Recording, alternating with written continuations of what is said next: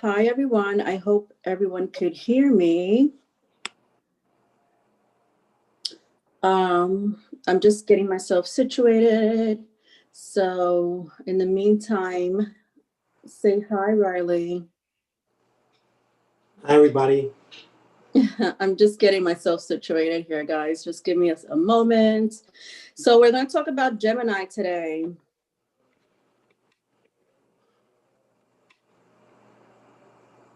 So that's what we're doing.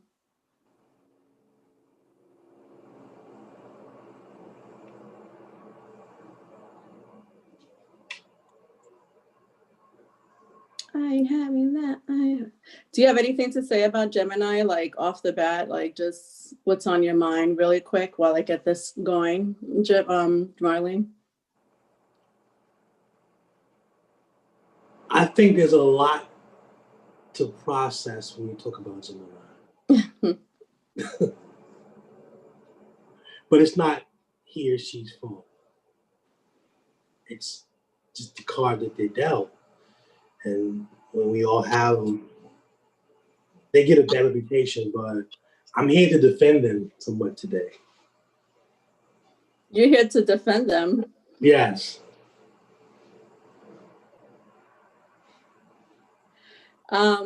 Okay. Hold accountable, but still defend. Hold accountable, but still defend them. I get that. All right, so I have wake up, hi wake up, hi bee rabbit. All right, so I think I got everything all set on my end. So let's get started. All right, so understand that Gemini is a mutable air sign. Okay, and it's in Mercury. It's ruled by Mercury. So Gemini is ruled by Mercury, and Mercury is both a feminine and masculine energy. Mercury also rules Virgo, which is Earth, mutable Earth. So that's what makes Mercury very much an energy of both masculine and feminine energy.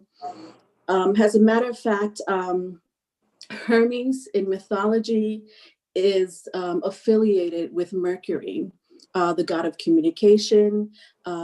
It rules divination, it rules magic, it is the trickster. And also it is the son of Zeus. So Zeus happens to be is in mythology. I'm talking about mythology now. Zeus is the ruler of Jupiter, and Zeus is the father of Hermes. Hermes in mythology is affiliated with Mercury. So that's how that works. Now get this. Hermes has a large family, okay? This trickster has a very large family, very powerful family. If I had to break it down, I would say Mercury is like what was that guy? What was that guy in the 80s? The New York gangster guy, Riley. What was his name? The Don. What was his name? John Gotti? Yes, John Gotti. John Gotti. If I had to break it down, Mercury is the John Gotti of the cosmos. Now, what do I say that? Now, not only is his father Zeus, which is Jupiter, his grandfather is Cronus, which is Saturn. And then we have his great grandfather, who is Uranus. And then we have his uncle, who is Pluto. So here we have the god of the underworld, the god of the sky, we have the god of the underworld. Okay, mind you, let me put this in perspective. We have the devil, we have God, we have aliens, we have the underworld, all affiliated with Mercury. So I mean, I don't know, would you say that is, Riley, is that a disadvantage for a Gemini or an advantage for a Gemini? I think when you tap into the fact that Gemini is mutable air, we understand mutation. Anything that's mutated changes the DNA structure of something. So when you have being air, which equals intellect, now you have mutation and you have intelligence.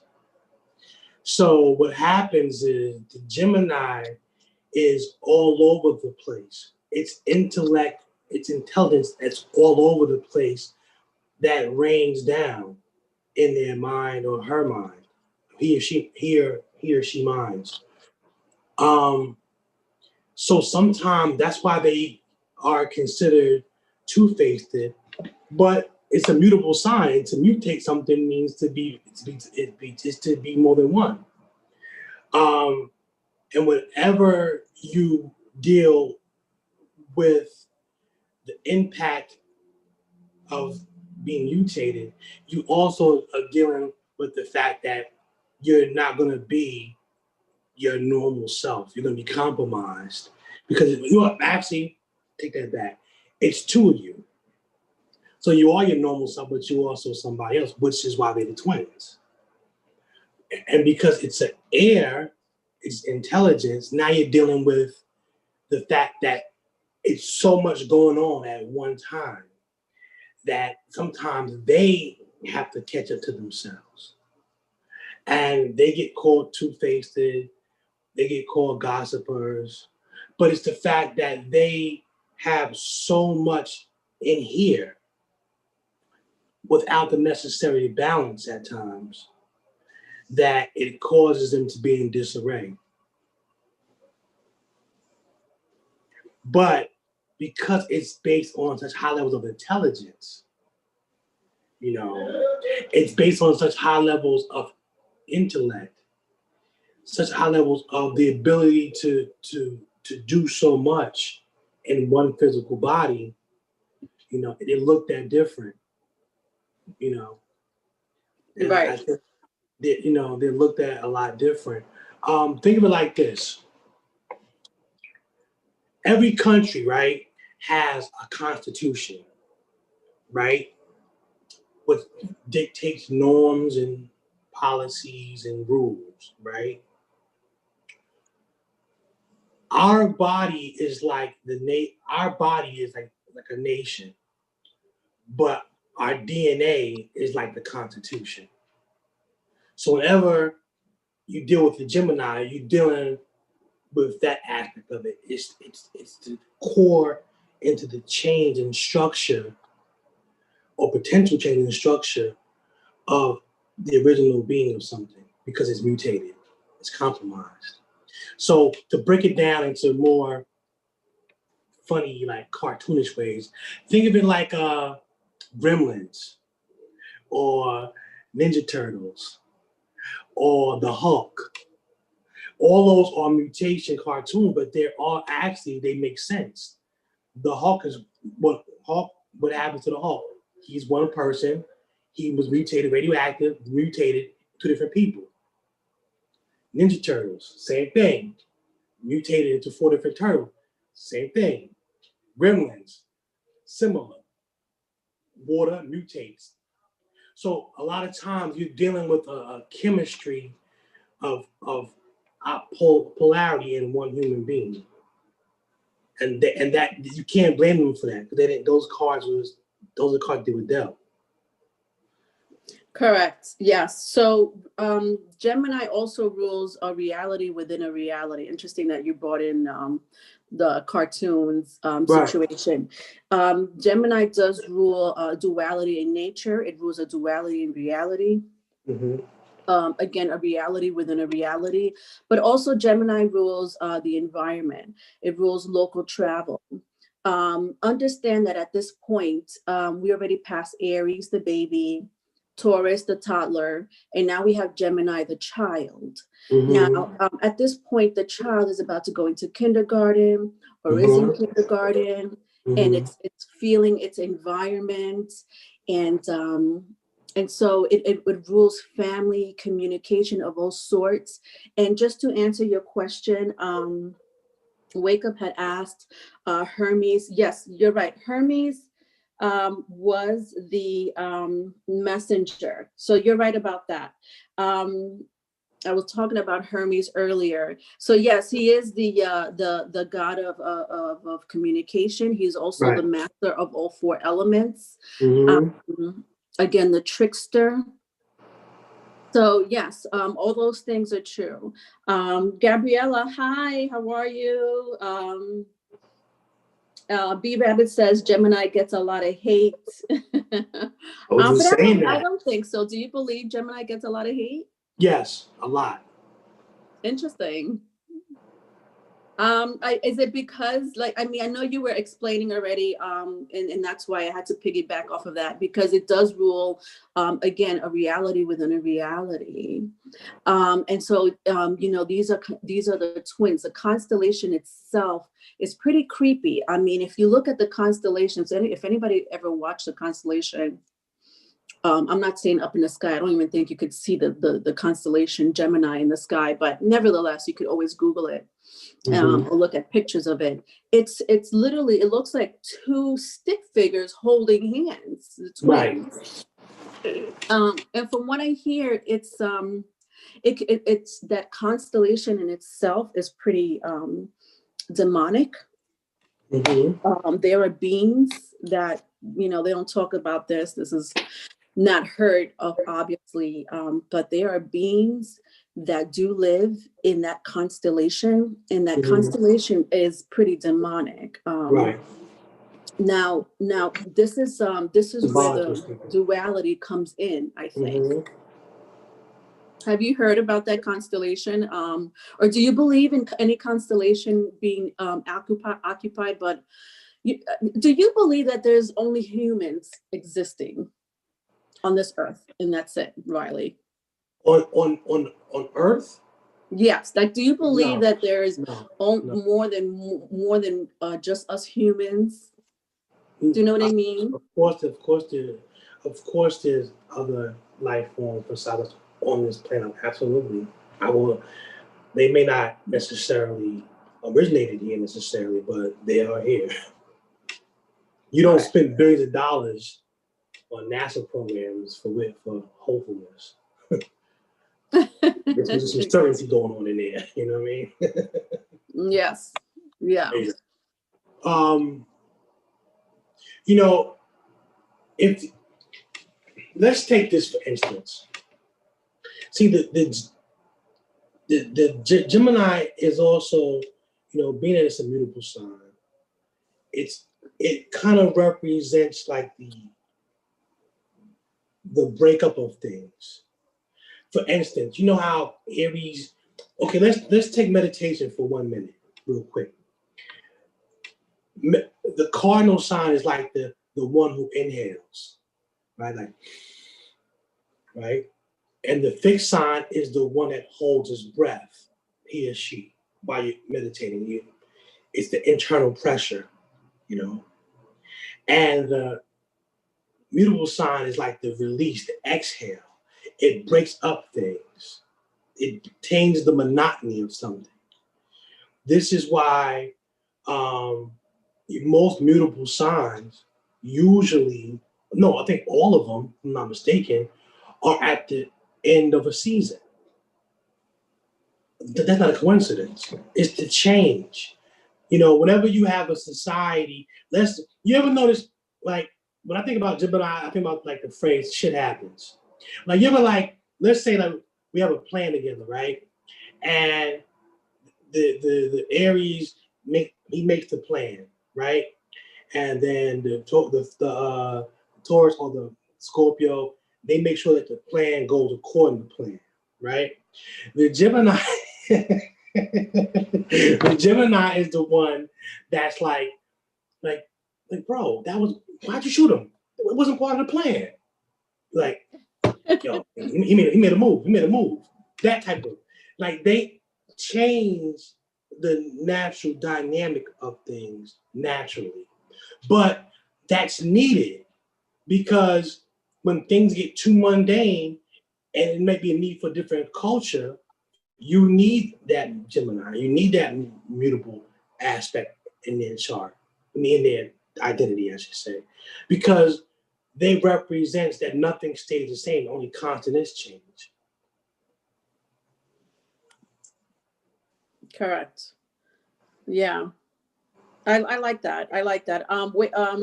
B Rabbit said that she loves that interpretation. She also mentioned that Gemini and Scorpios are like the most misunderstood signs of the zodiac. Is that true? Do you think that? Yes, very misunderstood.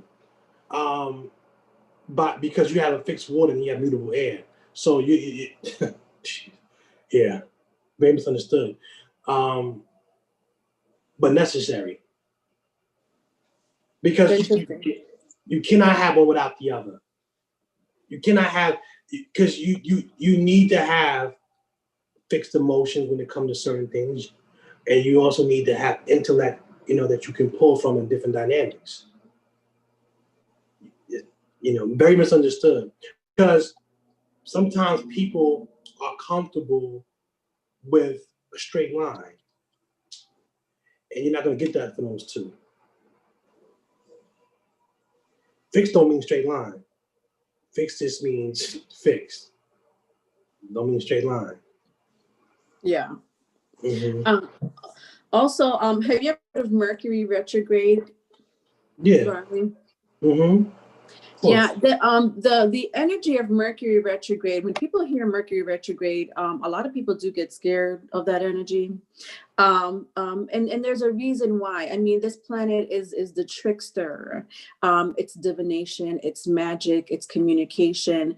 It rules all types of communication, all forms of communication and technology. Mm-hmm. So what happens when Mercury is in retrograde? The trickster is in retrograde. Well, a lot of forms of communication are either misconstrued, technology may be interrupted. I know when recently Scorpio, and recently Mercury was in Scorpio retrograde late last year. And I did the most craziest thing. I communicated with my exes, like I called them, like I picked up the phone and called. Mm-hmm. And I don't do that. And I did that. I was tricked into, Mercury tricked me into calling my exes that I didn't want anything to do with, to say, hi, what's up? How you doing? And when I look back at it, I'm like, oh my God, why? That doesn't sound like me. That's not me. But what do you think about that energy when Mercury is in retrograde? Have you had any weird stuff happen to you?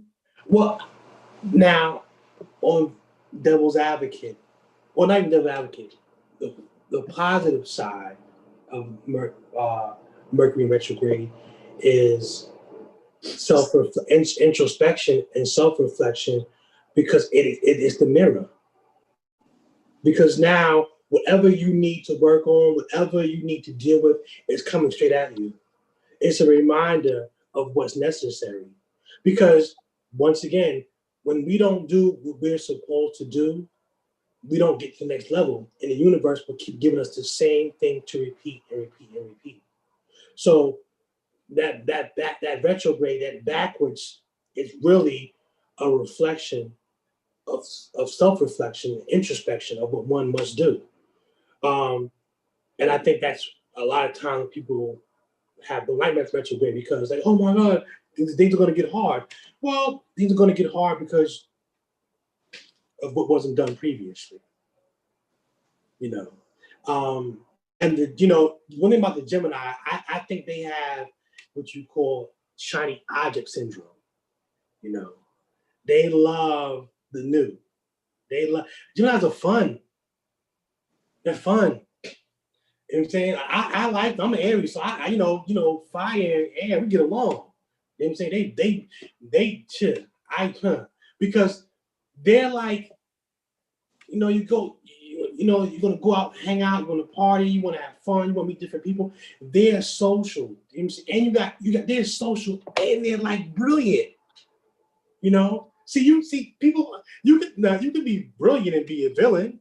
You could be brilliant and be a hero, but they just have that, and they like that boredom. They're always bored in their mind. They got to constantly do something.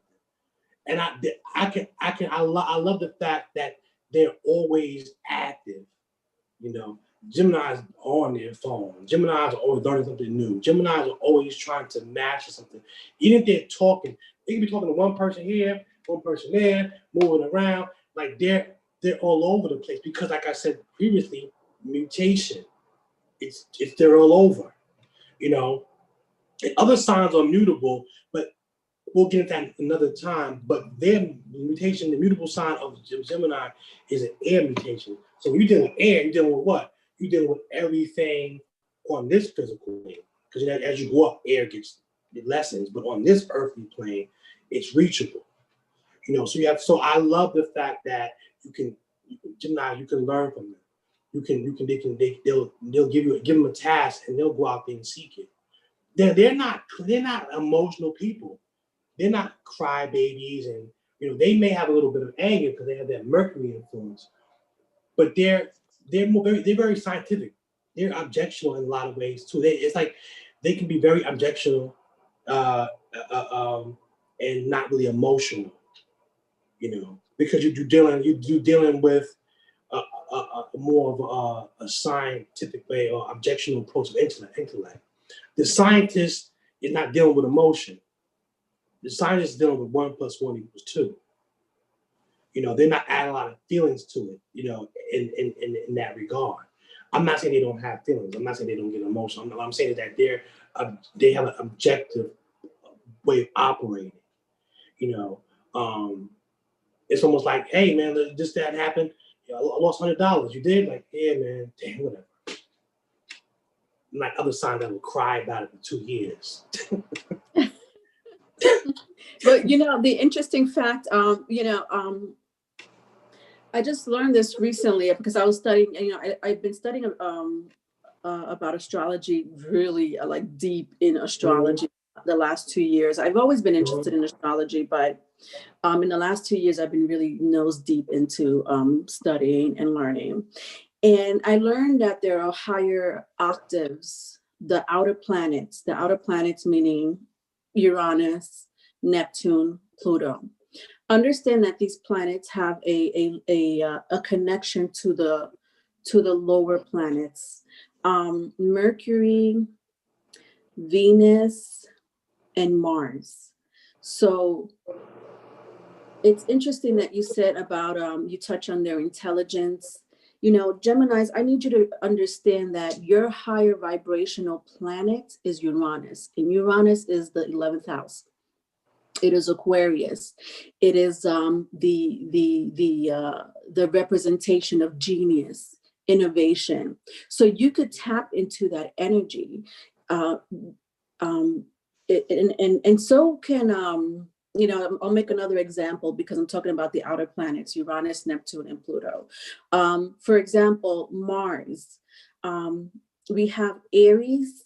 Mars rules Aries, but Pluto, it also co-rules Scorpio, right? So Pluto is the higher octave of Mars, meaning here we have Aries, the person that takes action, and then Scorpio, the person that's more of a psychological warfare type of thinker. But what I'm trying to say is that Gemini, you could tap into Uranus's energy.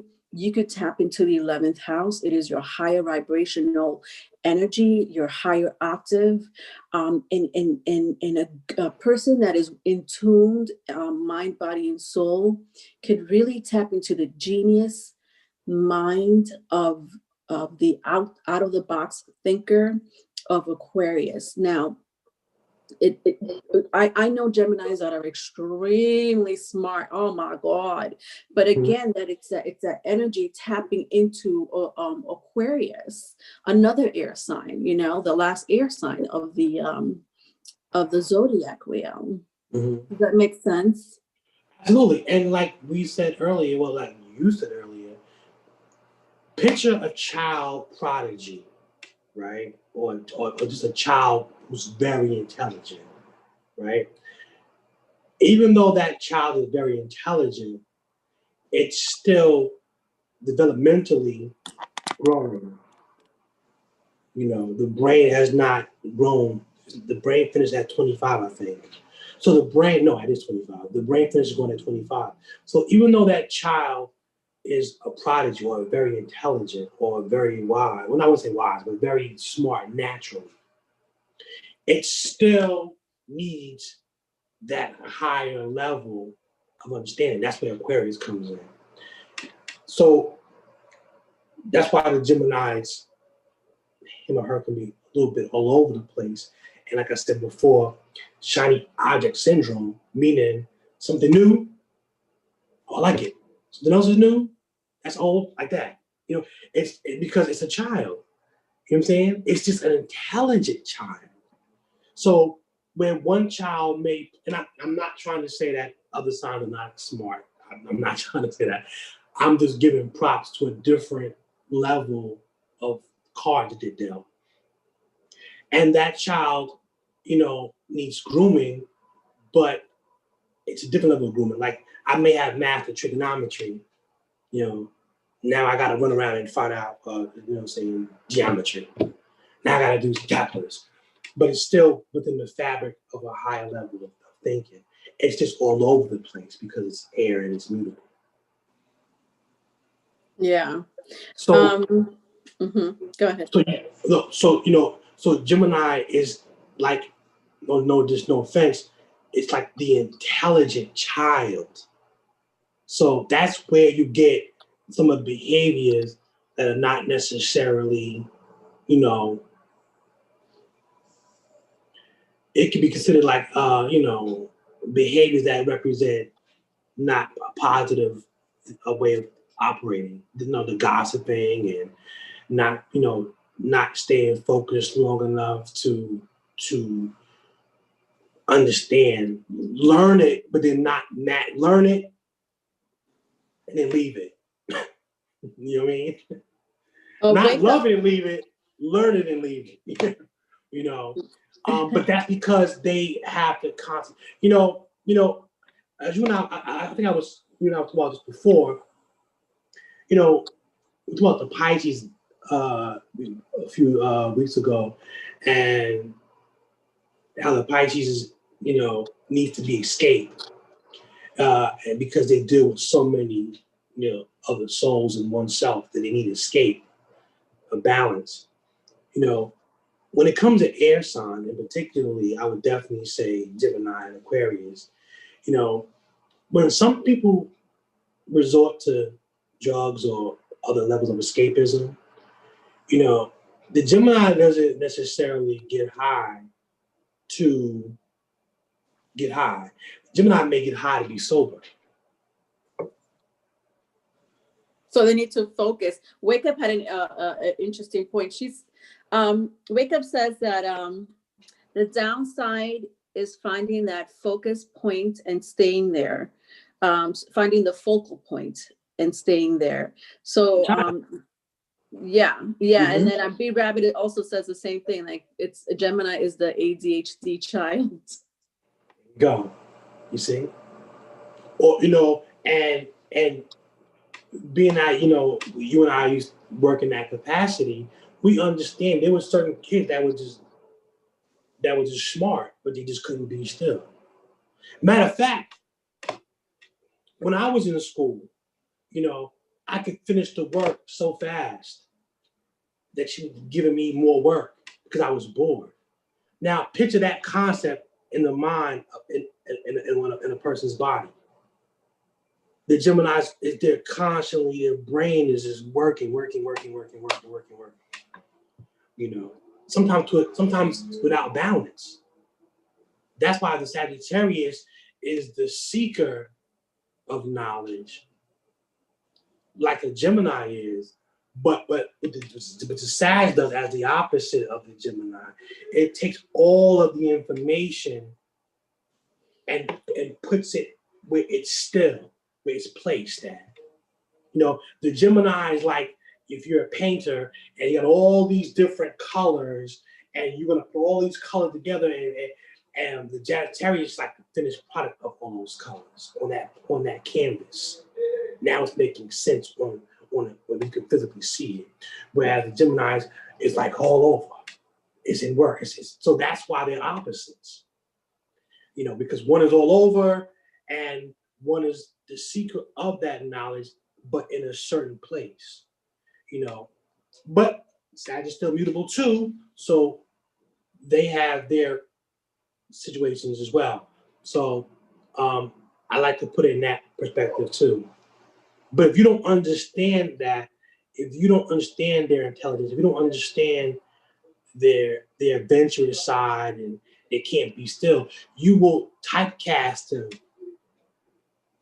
as being like two-faced and annoying and they're this and that. And who knows the Gemini? Naomi Campbell. Nick Cannon, you said? No, he's a Libra. No, Naomi Campbell. Naomi Campbell, yes, she is. Colin Farrell. She's a perfect depiction of the twins. There you go. Colin Farrell is a Gemini. Marilyn Monroe was a Gemini. Don't forget our president. Donald Trump is a Gemini. So when you deal with that type of energy, you have to understand it to be around it. Because if you're not built for Gemini, don't be around them. Because they're not going to really compromise too much for you, because that's just not. The prodigy child is not going to be still just because you asked. The genius child is not going to just sit down because you requested it. That's not them. If they respect you, and now if you want to turn Gemini on, be smart. You want to make a Gemini woman, well, as a man, as a Gemini man, as an Aries man or any type of man, whatever. If you're a man and you want to take a Gemini, be smart. They would choose intellect over physical more than half the time. I would say more than 70% of the time. What do you call people like the sapiosexuals that blow your brain? The Gemini loves intellect to show them something. Sag do tell Aquarius loves it too. But that intellectual is important to them. Stimulation is important to them. Mental stimulation. Yeah, interesting.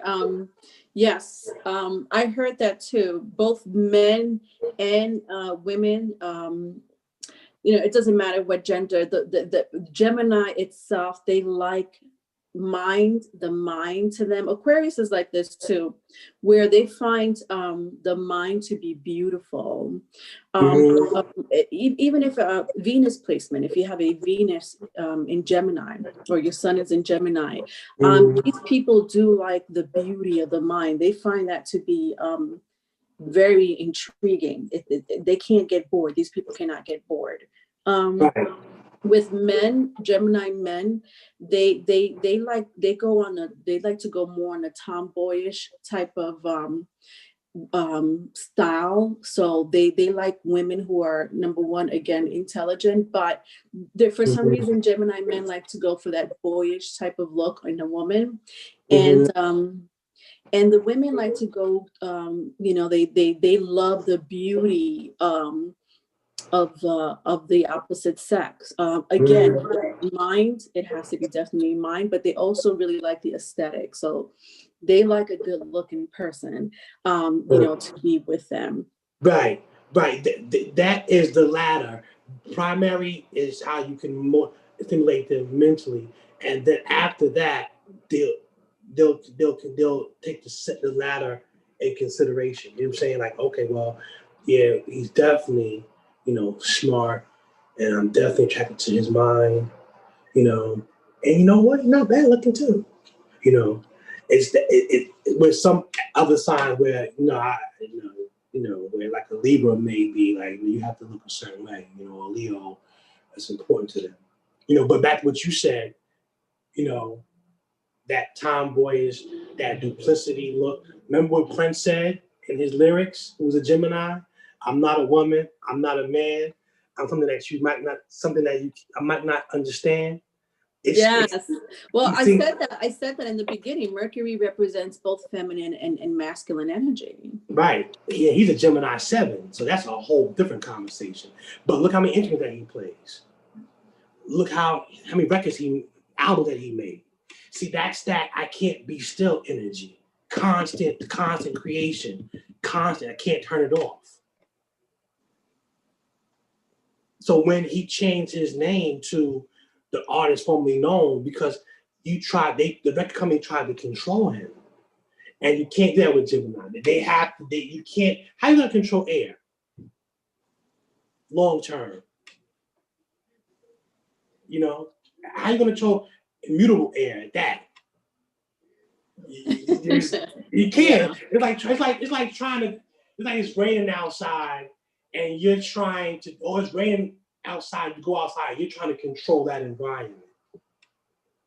You wear an umbrella so you don't get wet. You're not controlling the rain, you're protecting yourself. And that's how I look at them. If all that rain coming down, that air, that, you know, that's intellect raining down. But it's all over the place. Make sense? Or how you... Yes. Yeah, it's yes. I know, I think B Rabbit also mentioned Tupac. Tupac was a Gemini. Yes. It wasn't Biggie too. Biggie was a Gemini too. That's also correct. I just want to say hi to a couple of people here that joined. Kimberly, how you doing? What's going on? Gabriella is saying hi. B Rabbit wants to know what zodiac sign you are. I'm Aries. Hi, Damaris. Hi, Dalway Sounds. Dalway Sounds says, this is dope. So he's liking your convo. Gabriella, I think I said hi to Gabriella. Gabriella said, exactly, that's why I always tell that it, exactly, that's what I was telling my therapist. I hate being control. I love to take charge. Right, because they can. Because they don't. They have the see once the Gemini evolves to their higher frequency and vibration, they're different. Now look, I think somebody mentioned Tupac. What do Tupac and Prince have in common?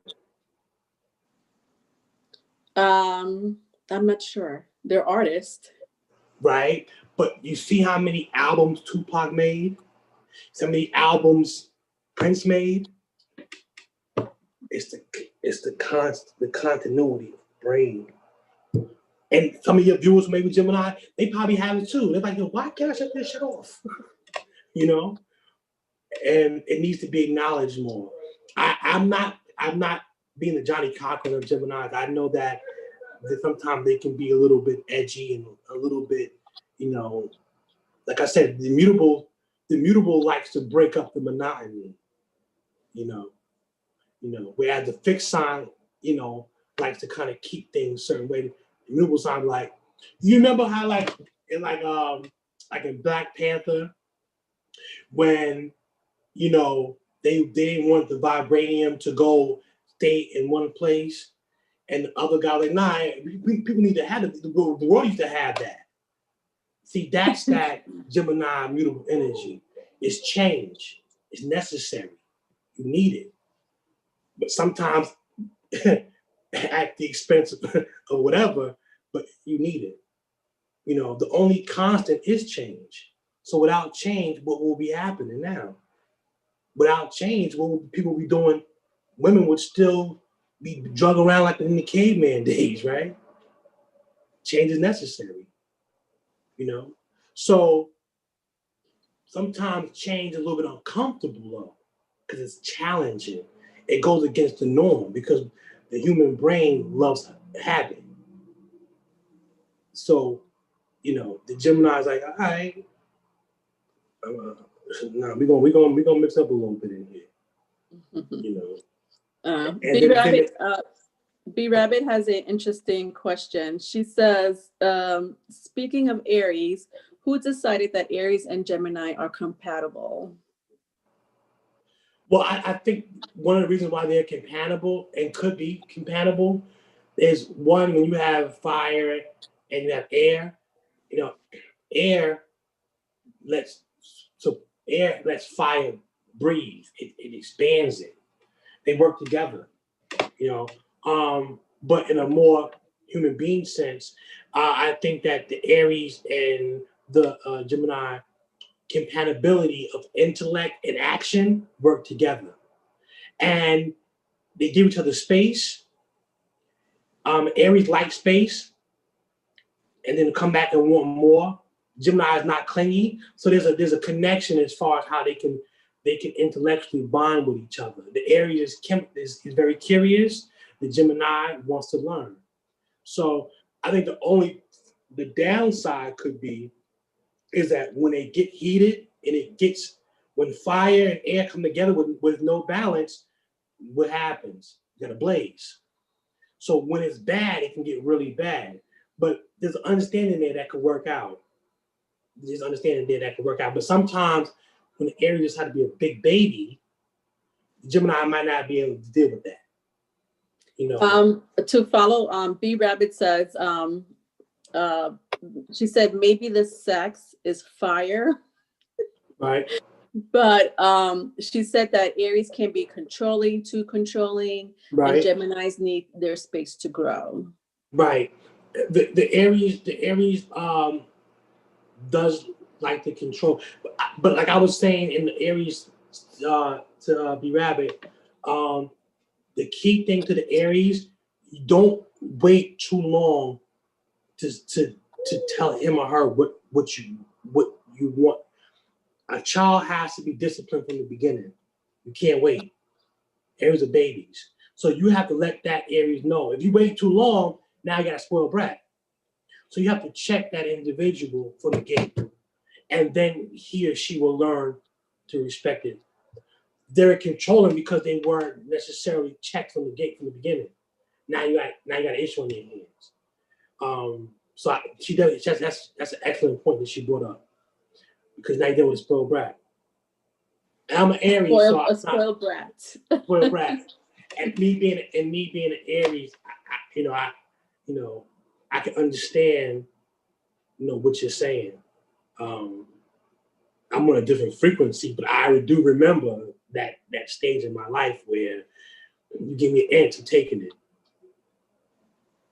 And the Aries, not only the Aries will not. And remember, sometimes the Aries can be irresistible, because even though they're controlling, they can do it in such a boyish manner.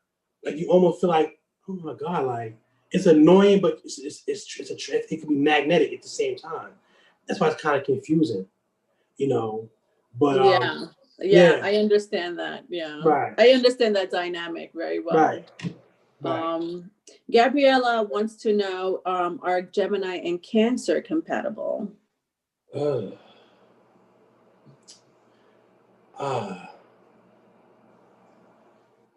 don't that one's gonna have to be other influences on their chart, because the Cancer but the Cancer has the ability to definitely slow you down a little bit, but the Gemini is like a little bit too much for the Cancer.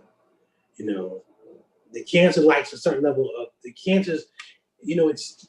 There are some connections in a way. In a very scientific way. I don't want to get it because I don't. It's a little deep. I don't want to lose you guys as far as like in a whole other conversation. But the Cancer can motherly, patriarchy, whatever you want to say, water anybody down. But the Gemini eventually is going to want to be free. They're going to want. You will fall for the Cancer because that initial love and that caring and concern can melt anybody, because it's so intrinsic and it's so real. But eventually, the Gemini have to get out there and make it happen. So eventually they're going to start butting heads. Gabriella says, she said, yes, I dated a Cancer, and he was very slow romantically, and I was more intense. So she was more intense one in the relationship. Taishari Smith wants to know, what about Gemini and Capricorns? Well, I think it's a possibility if the Capricorn is all right. See, the Gemini and the Capricorn, there has to be a game plan. There has to be a game plan. They can't wing it. It can't be like an Aries and Leo. You just go with the flow. There has to be a game plan because the Capricorn needs that continuity, and the Capricorns are royalty.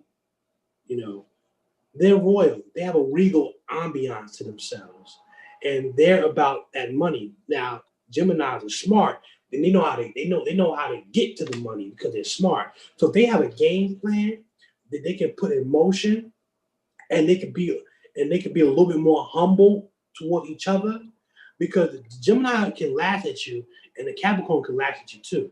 So they can put their differences aside as far as temper and deal with the game plan. It could work, but there needs to be something in that rising of a moon may need to, or even needs to have an influence in that regard. But I would never legislate love as far as any sign is all 44 combinations. It could work, but that one needs a definite a game plan from the beginning, a blueprint. You know, they can't win that one. They can't win. Yeah, no, I agree. Birth charts are. I always boast about birth charts. People birth charts, natal charts, because it is important to know. The other person's rising sign, sun sign, moon sign, and specifically those three, because you're right. The rising sign, unless they know what time they were born, it's the only way you could get their rising sign. So let's get that straight. So even though if you know where your person was born and the date they were born, if you don't know the time, you won't know where your person, where your person's rising sign is placed. Then you need to know the time. Right. So, as you begin to leave Earth, right, there becomes less oxygen, right? So the Gemini is an air sign, and the Capricorn is an earth sign. So there's even from the elements, there's a little bit of tension unless there's some balance. See, Gemini is air and Aries is fire, so that they complement each other. But in air and earth can work together on this physical plane, but as you begin to ascend, it can get a little strenuous. That makes, I don't know if I answered the question or not. Well, Gabriella wants to know why are Geminis short-tempered, and B Rabbit wants to know why Geminis are non-committal. There's that twins. Those are those twins. Right. The Gemini is non-committal because it's hard for somebody to match their ability to be on that plane with them. See, to commit is a form of stationary behavior. So now you're all over. How can something that's all over the place be stationary? Like the child that can't sit down. Remember at work, constantly tell the child, sit, sit, sit, sit. And they sit, then get back up and run. Sit. That is a form of not being able to. When you're committal, you stay in place. You have a routine. When you operate off that level of mutation and intellect, it's hard. It's so funny. It reminds me of the joke that you and I were we were talking about. When you and I were talking about Geminis and what we're going to talk about, and how Gemini represents the child, and someone said the ADHD child, but nevertheless, it has a lot to do with your thoughts and then being, you know, sometimes all over the place. And I know Wake Up had problems sometimes getting a focal point on something. But I remember you and I were saying, like, you know, sometimes the Gemini is considered the child because, you know, they are so curious about the world. You know, Gemini represents the environment and the outside world. So they want to know why, but why?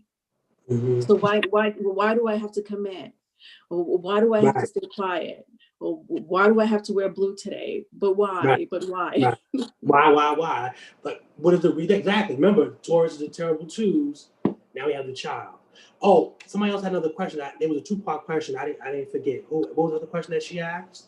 I think yes, non-committal and hold on a second, because I don't got a good memory too either. You have a better memory than I do, actually, Riley. Yeah, one was about being non-committal, and one was about something. I mean, not every Gemini is non-committal. So somebody made a point, like, you know, not all Geminis are non-committal. But the other one was, why do they have short temper? Oh, short tempers. Okay. Well, a lot of times, if you look at a lot of Gemini short temper, it's usually reactionary, not proactive. It's usually when somebody tried to bestow upon them or do to them that would trigger that behavior. Because remember, the Gemini is, you know, a scientist is in the laboratory doing this thing. It's only when you try to compromise the person, you know, they're doing their thing. It's so they don't just outright just start up to be negative. A lot of times it's reactionary and they just take it to a whole other level, you know. And sometimes I've seen Geminis lose their ish, Riley. I mean, like Bruce Banner and the Hulk, or Dr. Jekyll and Mr. Hyde, like the demonic. I remember I said this. I learned recently that these constellations, they have demonic species, demonic beings living in that constellation. It's not a joke. And the fact that Gemini comes from a bloodline, meaning in mythology, a bloodline of the god, the devil, meaning Saturn, Jupiter, then Uranus being the alien planet, then the uncle being the god of the underworld. Like, you know, all these come into effect with the personality and the thoughts, specifically the thoughts turning into action when it comes to Gemini. So my question would be this: how many Geminis have you encountered that a lot of times Gemini's temper comes from restriction? It's not really proactive aggression. It's usually when they feel something, when they feel that they're being refrained or blocked from doing something, or they feel the restriction that triggers them. It's not like they're in a bad mood because they're just moody. You know, sometimes even when that other side to them kicks in, they get more quiet and like melancholy, and they are raging.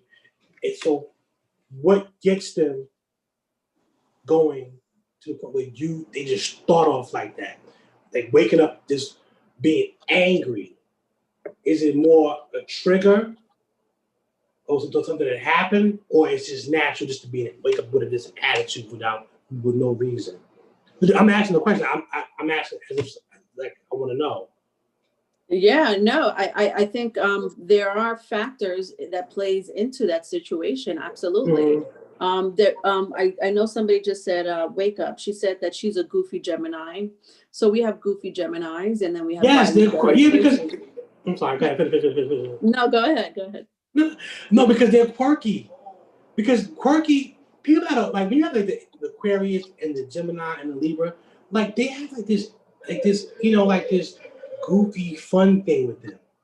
You know, though you ever watch people that take the name, like you watch on Facebook, social media, take the people with their tongue sticking out with a smile, like the goofy smile, but they're like cute, they're fun. That's them. They're fun.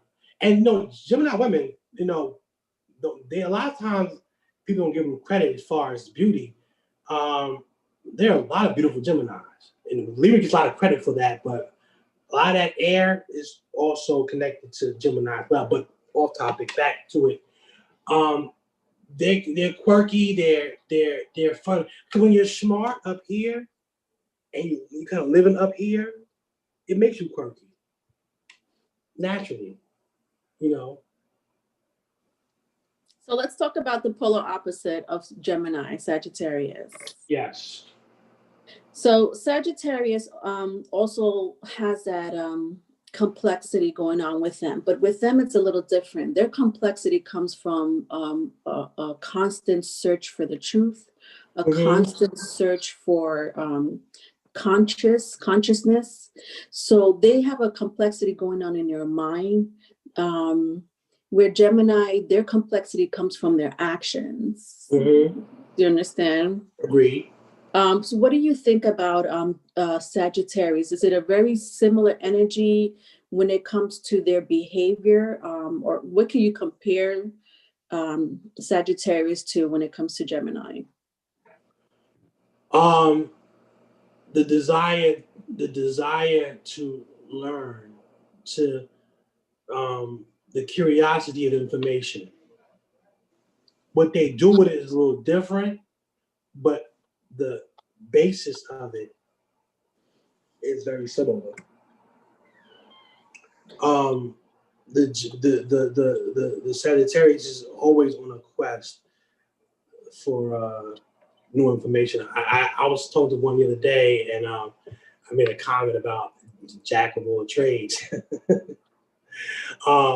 They can be a jack of all trades in a lot of areas. Whereas the Gemini is like that internally, I'm also saying intellectually. The Sagittarius, he or she manifests it where you can see it. You know. Whereas, for instance, like let's think about hip hop for a minute. Let's put Kanye, Gemini, and Jay-Z as Sagittarius. You know, how he was able to create all these different beats and create all this different kinds of sound and music, whereas Jay-Z took those beats, made the songs out of it, and then made millions and millions off of the intellect of Kanye. See, one manifests the information and put it. So that's why I can. They're opposites, but they feed off of each other. I agree with you on that point. I think Gemini and Sagittarius are one of the I think I mentioned this. I can't remember what video I mentioned this. I feel like I just said this. Anyway, I think that Gemini and Sagittarius are one of the few signs that are compatible in the zodiac sign, whether it's platonic or intimate. It is very compatible, these two. And I totally agree about the whole. I like how you said what's his name, Tupac, the Gemini, Jay-Z, the Sagittarius, both intellect people, creative, but they had their own outlet, and their outlets were in different avenues. I think Jay-Z is more composed. So we have the older older fire mutable, and then we have the younger mutable air. So if I had to compare like the personality of Tupac and Jay-Z, it's like the younger versus the elder. Right, because sometimes the fire initiator of things. So that Sagittarius, that being it's a fire, even though it's mutable fire, it's motion. It's a certain motion, whereas the Gemini is mutable. It's motion, but let me use the word initiation. I was going to say motion. The way the Sag will initiate, because they're curious minded. They have to learn this and then learn that and then learn this and then learn that. And some to the point that they got to be still, because you can be learning so many different things to the point where it can stagnate you too. Like a jack of all trades, a master of nothing. So we have to keep that in mind when Sagittarius needs to work on, don't get to the point where you are so inquisitive or learning stuff to the point where you don't stay stable and you don't stay stable enough to master anything. Because then what happens when you do that is it compromises certain sense of loyalty. If you always leaving something, you don't really learn loyalty for anything. Yeah.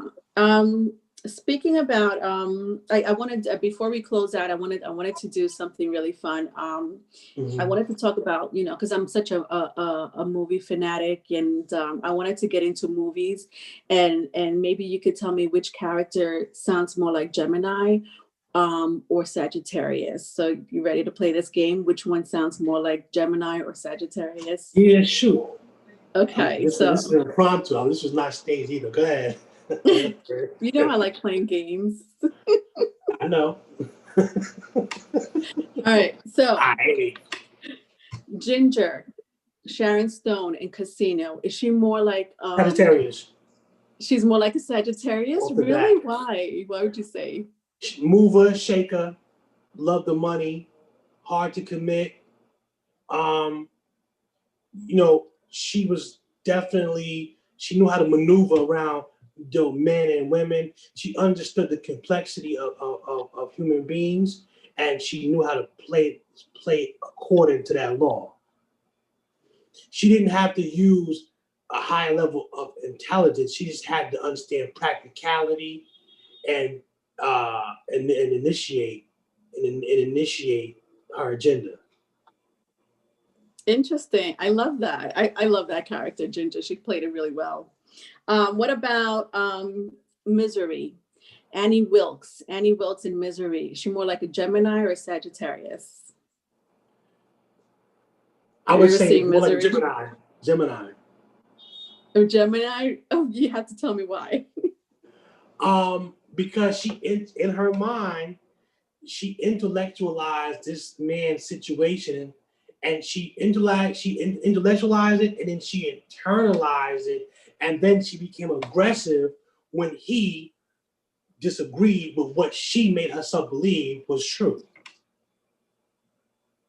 But see, she connected herself to him intellectually, and then had a temper when he refused to comply. Whereas a Sag would not have wanted that type of connection. Sag likes his freedom. Gemini does too, but she intellectualized how they work together and how they are connected. That's Gemini all the way. Interesting. All right. Alonzo, Denzel Washington from Training Day, Sagittarius or Gemini? Oh, man.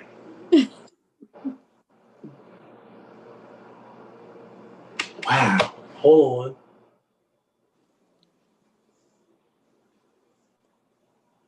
Gemini. You know what I think? Gemini. You think Gemini? Yeah. Because he was a trickster. He was a trickster in that movie. Why would you say that?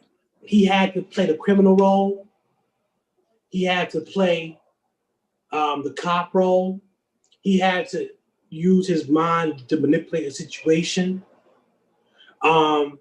He had to act like he had to be two people. Remember at the end, like, this guy, we're playing him. That's what we do. But while he's simultaneously playing the guy that he's talking about, be playing other people. Constant trickery. Yes, I agree. I totally agree with Alonzo and Training Day. Yeah, more Gemini. No emotion. Absolutely. No, remember he's reading the paper, and he's like, they did that.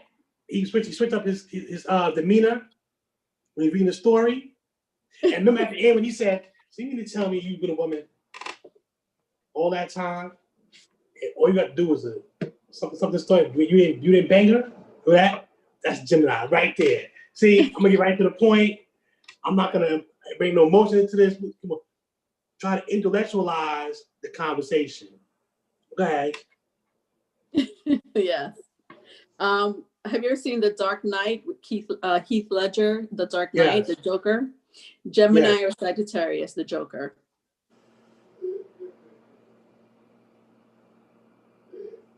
Okay, that's what I'm gonna say. I'm gonna be. I think before he became the Joker, he was a Sag. He became a Gemini after during why the way he was treated made him to the Gemini.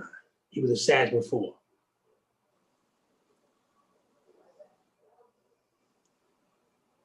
That's interesting. That's a very interesting scenario.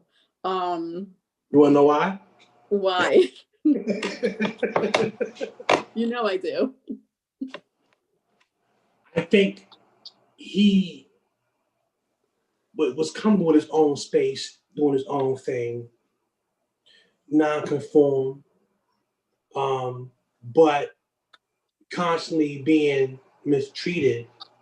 He began to internalize and use his intelligence on human beings and their behavior. And then he objectionably said to himself, all right, this is how human beings are going to be. I'm going to play in to man's weakest desires and behavior. And that's what he did. Remember, he was able to fool Harley Quinn, who was a psychologist. So how smart do you have to be to pull a psychologist to fall in love with you? That's a high level of intelligence. Do you think, I'm sorry to interrupt, but do you think, because I love the story behind the Joker and Harley Quinn, do you think that he ever even loved her? He loved the idea of her. He didn't love her.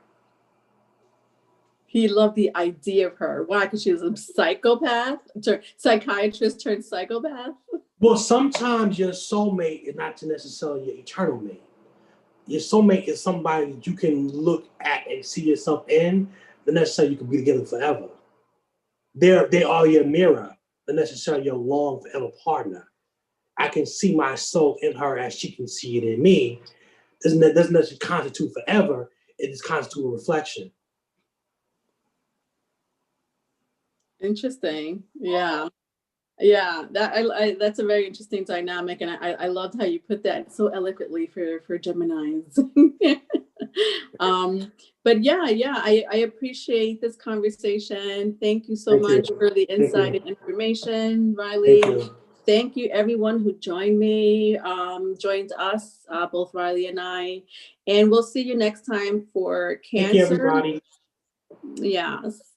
All right. So bye, everyone. Thank you for those who joined in the chat. And thank you for your input, because that's what I really want you guys. I do these live because I want your input. And if you have any questions and concern, Riley's here to answer them.